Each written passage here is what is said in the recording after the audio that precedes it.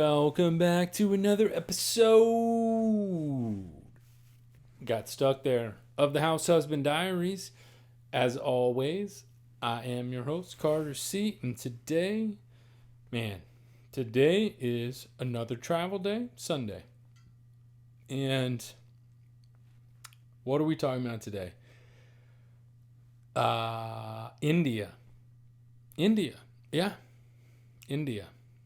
Not probably you were expecting because you saw it on the on before you clicked on the video, but probably not what you were expecting. This guy right here, this guy has been to India. I know, it's crazy. This world, crazy. Man, India. India is a totally different world. It's a different ball game, and I went to India over the Christmas for about 2 weeks over Christmas of 2007. So like 13 years ago.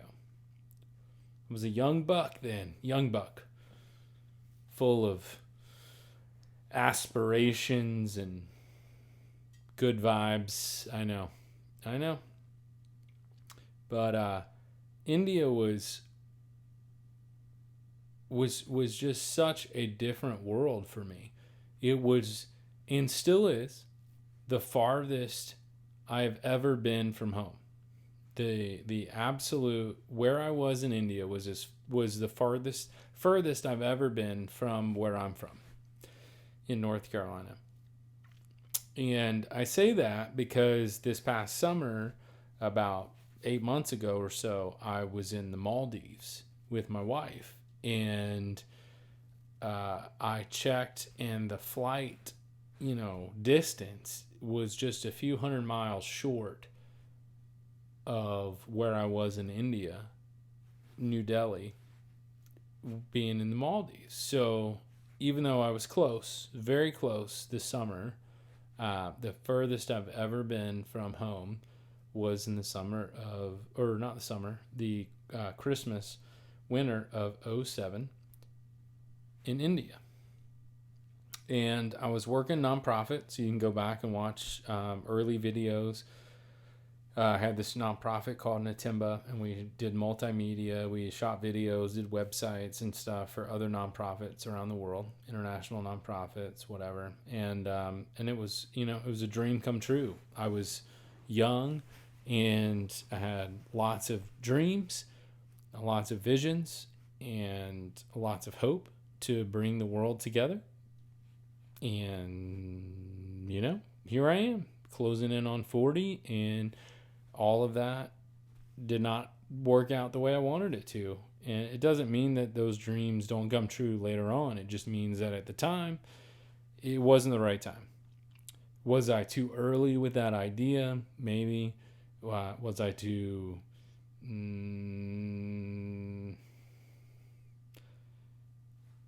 optimistic with the view of how nonprofits and Christian organizations work together? Maybe. I don't know. But what I will say is, if you ever have the opportunity to travel to India, regardless of why, I highly recommend it. Highly. It is a beautiful, phenomenal country.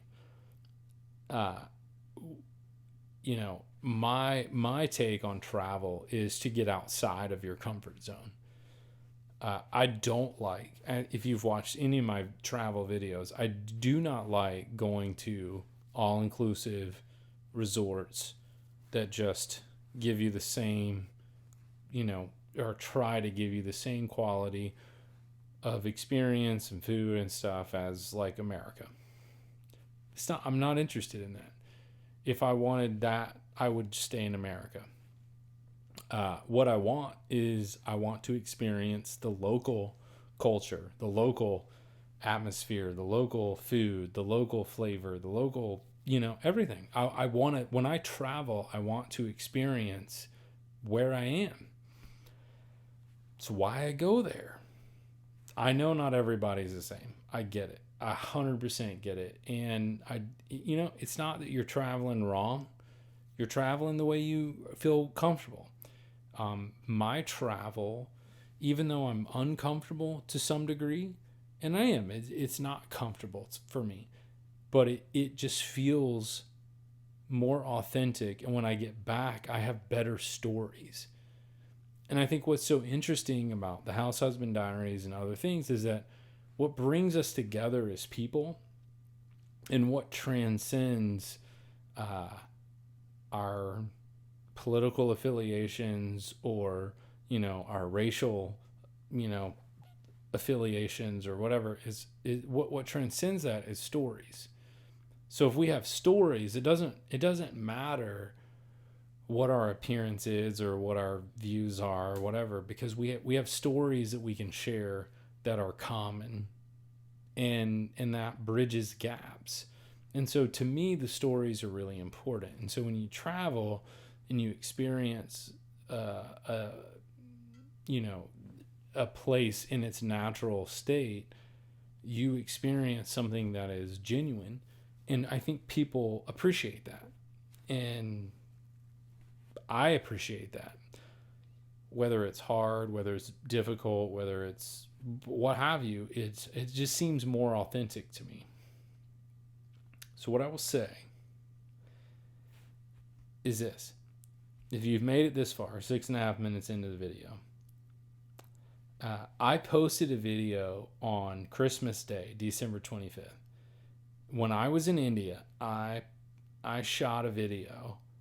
My buddy shot the video. I was in front of the mic, in front of the camera with the mic. And it's a montage of, it's sort of like a Saturday Night Live. Like, it's kind of like a joke.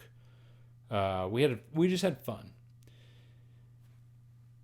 I have received plenty of criticism in the past from this video. And what I will say to that now is watch the video with an open mind, and notice that at the end of the video, I smile and hug everyone. There's no derogatory anything. That it's a joke.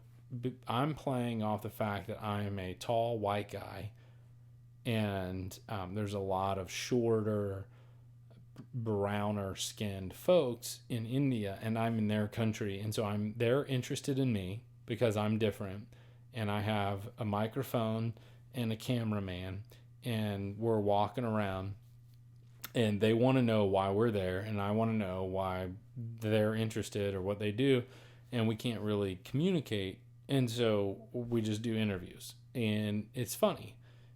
I think it's funny every time I watch it. I've been watching this video off and on for 12 years. I still think it's funny. I don't know if you think it's funny, but what I would say is I just watched it before I did this video, and it has 43 views on this channel. Now, I uploaded it 12 years ago, and it had a couple hundred videos, or a couple hundred views.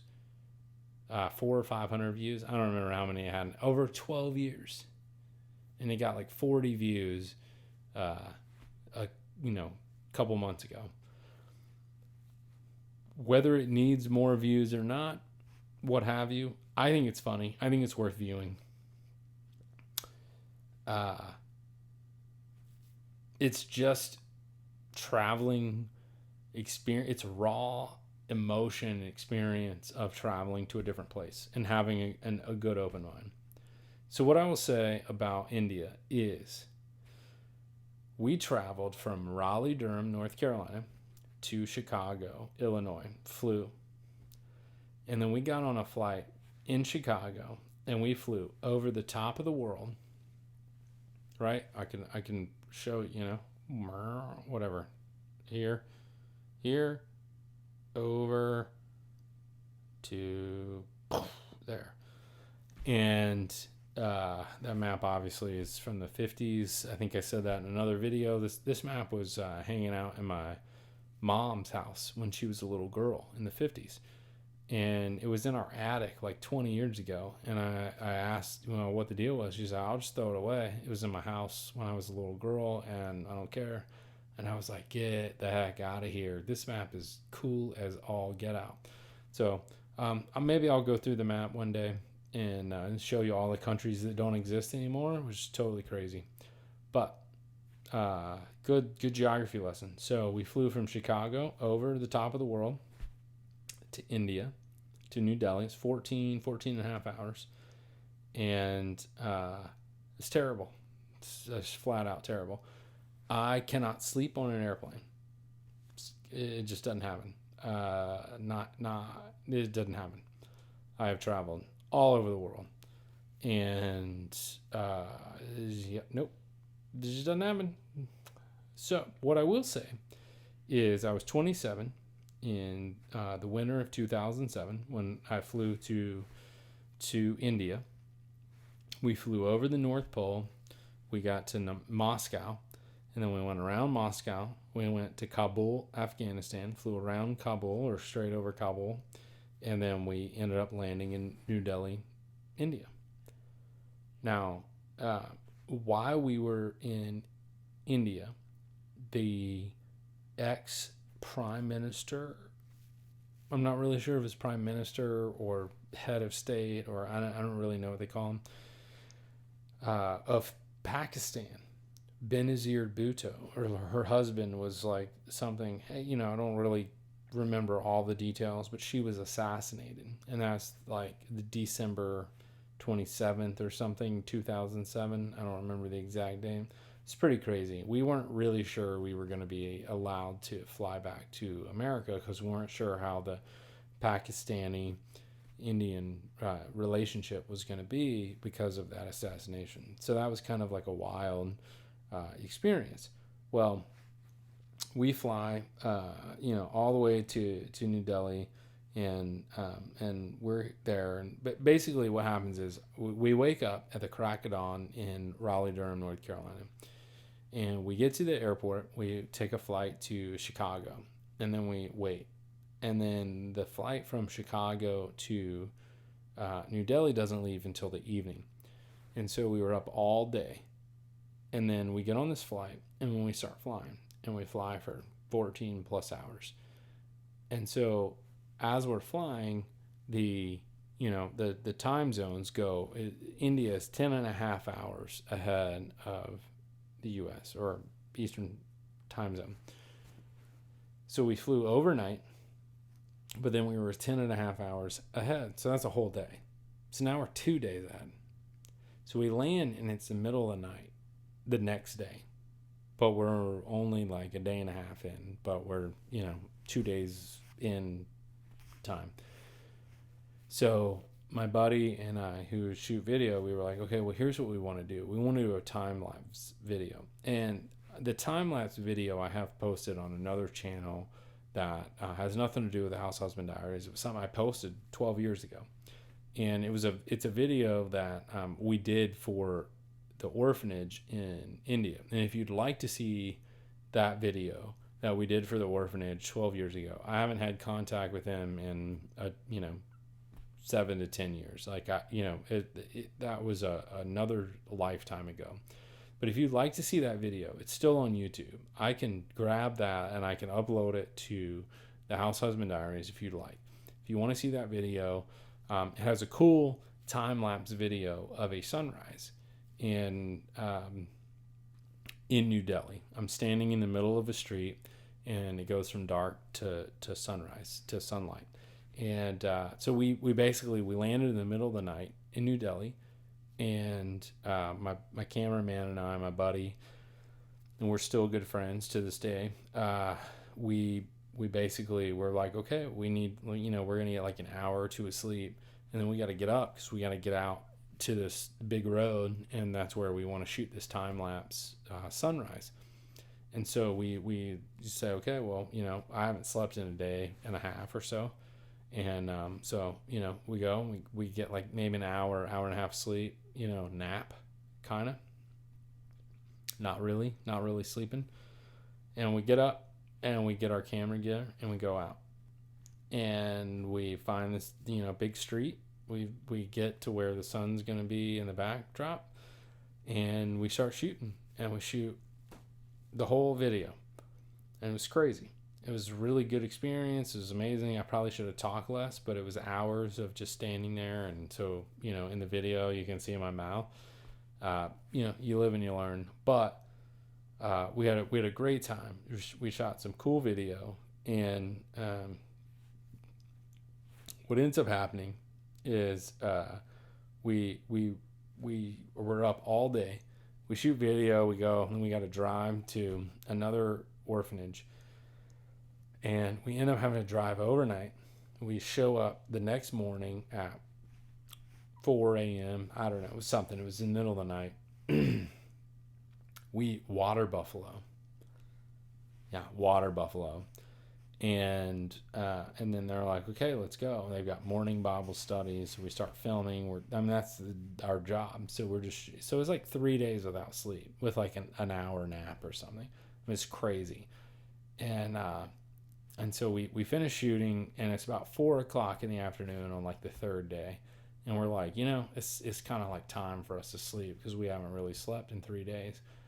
And the guy wasn't really happy, but we were like, look, this isn't about happiness. This is about just life. We need some rest. And the guy's like, okay. So we take a nap, and my buddy's like, I think a rat jumped on me. And I was like, yeah, I don't think so. I think that's just you being in an uncomfortable place thousands of miles away. And he's like, maybe. Okay. But it seemed real. And I was like, okay, well, a lot can happen when you're thousands of miles from home in an unusual place. So we finish, whatever, we go, whatever, we do the rest of what we were going to do. And then the next day, happens. And that night we're just completely tired, because now we're talking like day 4, and we've only had a few hours of sleep. At least we've had some sleep. And my buddy's like, all right, you shower, and I'll shower after you. So I'm like, okay, cool.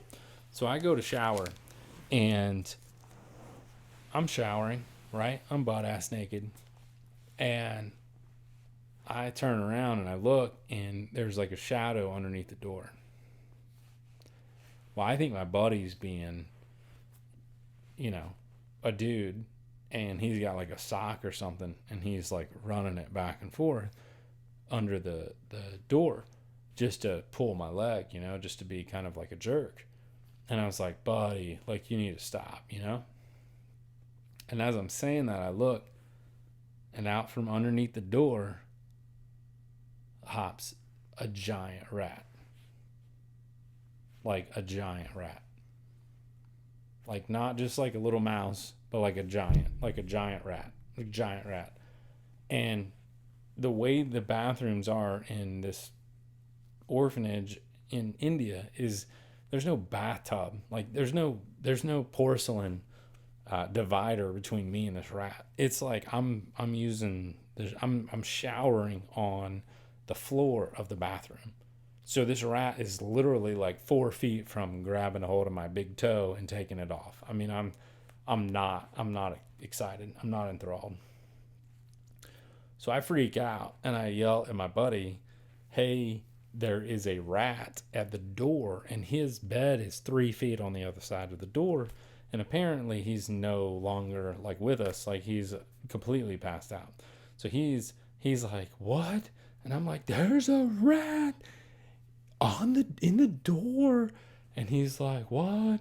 Oh yeah, it's a rat. Oh, it's okay. It went in your bed. And I'm like, get up and get the rat. So I finish my shower and I get out of there, and I'm like, where is this rat, right? We turn the beds upside out, inside out, whatever. We upside down, inside out. There's no rat. We don't know where that rat went. I think he just fell asleep and didn't see the rat. So what I'm going to tell you is, we go to bed and we start hearing scrapes that night. No lie. I'm like, dude, that is the rat. Where is the rat? And he's like, I don't know. Well, there's a window above his bed. and there's a little bit of light, but not much. It's the window's kind of blocked, and there's this old AC unit that doesn't work. And I can't hear out of my right ear. I'm deaf in my right ear. So I turn over because he's on my right side, whatever. So I turn, depending on how you look. But anyway, he's over there. So I put my right ear to the pillow. My left ear's up so I can hear. And I'm looking at him across, different bed. And I see that window and I see everything. I'm like, I don't know. I hear it. He hears it. And then we're quiet for a little bit. And I look. And his bed's like in a silhouette of the light that's coming through. And God's honest truth, a rat hops up on his headboard, and he is laying there on his back, and he doesn't see it. He's just looking around, listening. And I look over, and I see that rat hop up, and I see the silhouette. And all I can do is this. That's it. All I can do is breathe in, right? Because I'm so shocked that there is a rat that is up on top of his headboard, right above his head, just right here. That's it. It's just right there, and he doesn't see it. And as I inhale, because I'm getting ready to tell him, there is a rat directly above your head. Don't move. That's what I meant by it leaps off of the headboard onto his face. Now I'm watching this. I'm watching this from the next bed, from right over. It leaps off of the headboard onto his face and runs down his body and off. And he freaks, absolutely freaks. I mean, as should anyone, if a filthy, nasty rat just jumped on your face in the middle of the night. In India, I'm telling you, it was the craziest thing. And he's like, oh my God, it jumped on my face. Yeah, I know, I watched it. He's like, why did you not tell me? No, well, that's what that meant. Like the inhale of the breath is a precursor to it's gonna jump on your face. Watch out. It was the craziest experience up until that point, and maybe ever in my life. And there's only 2 people in this world that know this story is true, and we will share this until the day we die. It is the most ridiculous story ever, and it happened to that man, and I will not say his name. If he wants to come forward, he is more than welcome to come forward, but I will not out him like that. It was the craziest thing ever. So that's my experience of India. Rats, right? So what I will say is that India is a phenomenal country. It's crazy. It's absolutely crazy. It's backwards. There are many things about that country that do not corroborate, with what we think of in America. But what I will say, because we're getting a little long in the video, and if you ever want to know more about my travels to any country or any experiences, you can always email me, carter@hhdiaries.com. But what I will say is we got to visit the Taj Mahal, and the Taj Mahal is beautiful. It's amazing. It is a wonder of the world. But what I will say is, traveling to places that are completely different from where you're from, I highly recommend it. It's a fascinating experience to go somewhere where you don't look like those people, you don't speak their language, you don't even know how to communicate, and you just do the best you can. But you try to experience everything that they have to offer. So I hope you enjoyed my stories of the rats of travel. And if you have any similar experiences or any similar stories, you can comment. As always, like, subscribe. But thank you so much for watching this episode of the House Husband Diaries. Until tomorrow, as always, I love you and thanks so much. And we'll talk to you tomorrow. Have a good night.